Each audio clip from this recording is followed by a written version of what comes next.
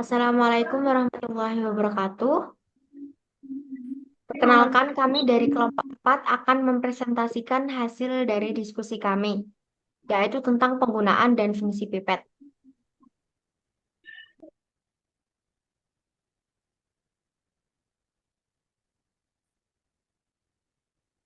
Jadi kelompok 4 berisikan anggota. Yang pertama ada Bunga Maila Cahyaningtyas, yang kedua ada Nandita Lailatul Sabrina, dan yang ketiga ada Halis Aisyah Jamil. Pengertian pipet. Pipet adalah jenis pipet yang berupa pipa kecil terbuat dari plastik atau kaca dengan ujung bawahnya agak meruncing dengan ujung atasnya ditutupi karet.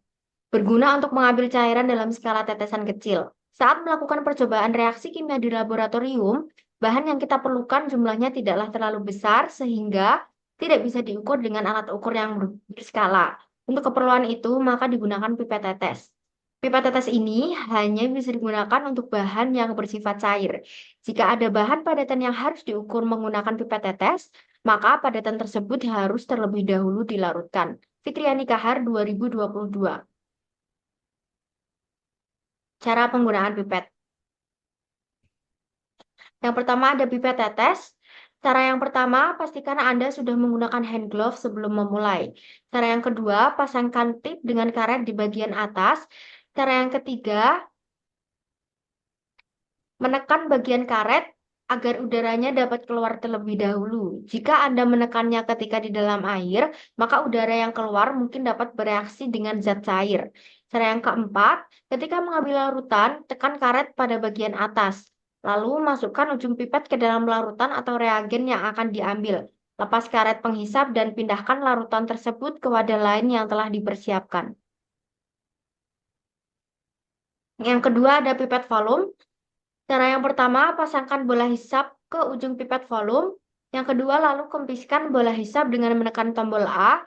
Sebelum digunakan, bilas pipet volume menggunakan Aquades untuk memastikan bahwa pipet volume dalam keadaan bersih. Yang keempat, setelah dibilas, bersihkan ujung pipet volume dengan menggunakan tisu. Yang kelima, bilas pipet volume menggunakan larutan yang akan digunakan. Yang keenam, lalu keluarkan isi bilasan tersebut. Untuk yang ketujuh, hisap larutan sampai melebihi tanda batas. Tanda batas Tanda batasan larutan sesuai dengan garis batas pada pipet volume. Pastikan volume yang diukur sudah tepat sesuai tanda batas. Yang kedelapan, pindahkan zat cair ke gelas kimia. Posisi pipet volume harus tegak lurus dan posisi gelas kimia dimiringkan. Yang ketiga ada pipet ukur. Cara yang pertama, bersihkan pipet ukur dengan air sebelum digunakan. Yang kedua, tarik udara ke dalam pipet ukur sampai tanda yang ditentukan atau tempat sampai volume yang dibutuhkan. Cara yang ketiga, tuangkan cairan yang ingin diukur ke dalam pipet ukur. Pastikan cairan tidak sampai ke tanda atas, overflow. Yang keempat, letakkan ujung pipet ukur pada lokasi yang ditentukan, seperti dalam tabung reaksi atau labu ukur. Keluarkan udara dari pipet ukur dengan cara menekan tombol atau menyentuh ujung pipet ukur dengan jari. Bersihkan pipet ukur setelah digunakan. Yang ketujuh, jangan lupa untuk mengkalibrasikan alat sebelum digunakan untuk memastikan hasil pengukuran yang akurat. Oke, slide selanjutnya akan dilanjutkan oleh rekan saya.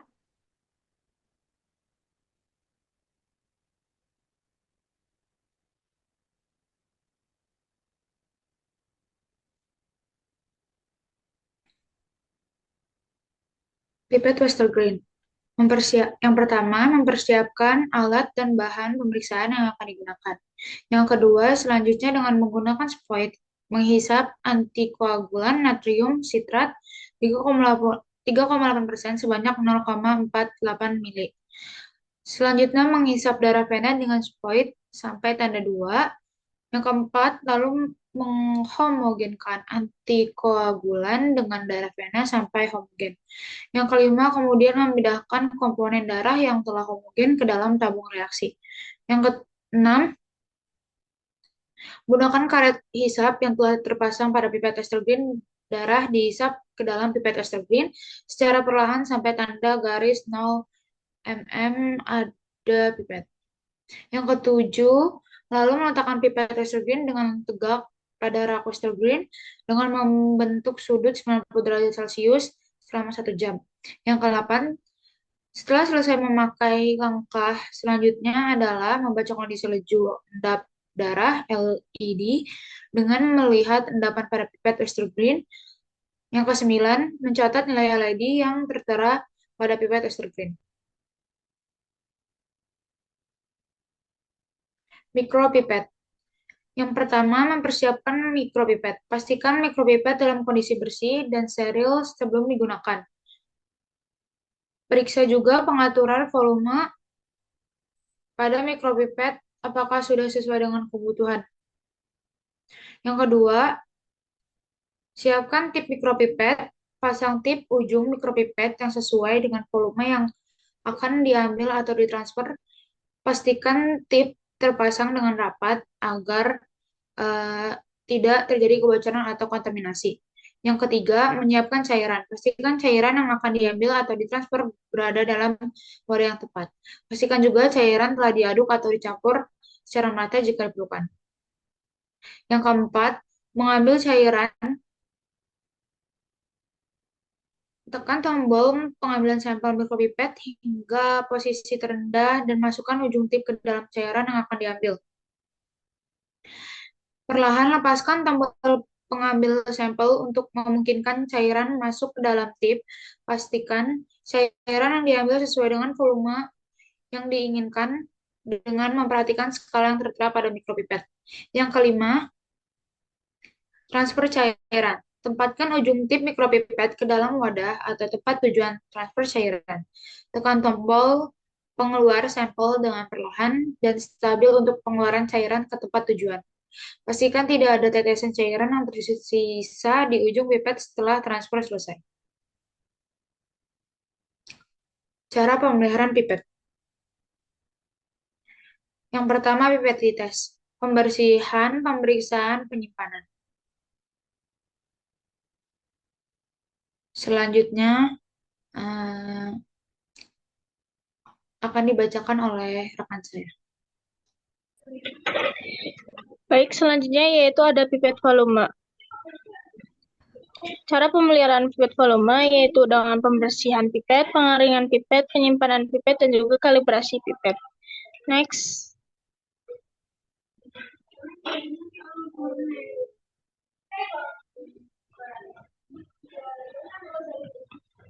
Kemudian ada pipet ukur. Cara pemeliharaannya yaitu yang pertama, bersihkan pipet ukur secara berkala.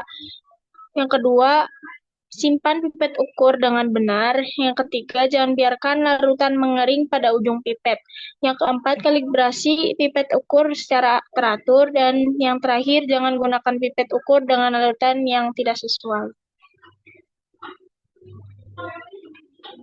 Kemudian ada pipet Oestrogren.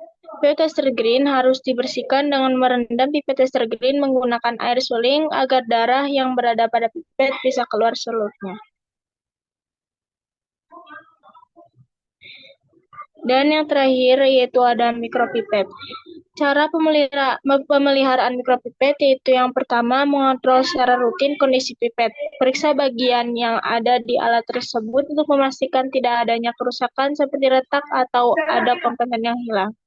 Yang kedua, rutin membersihkan pipet dengan alkohol atau cairan khusus sebelum dan sesudah penggunaan. Yang ketiga, membersihkan bagian atau komponen pipet yang dapat disterilkan menggunakan autoclave atau penyinaran UV. Dan yang terakhir, yaitu jika terdapat kerusakan pada alat tersebut, segera periksakan kondisi pipet ke distributor atau agen penjualnya.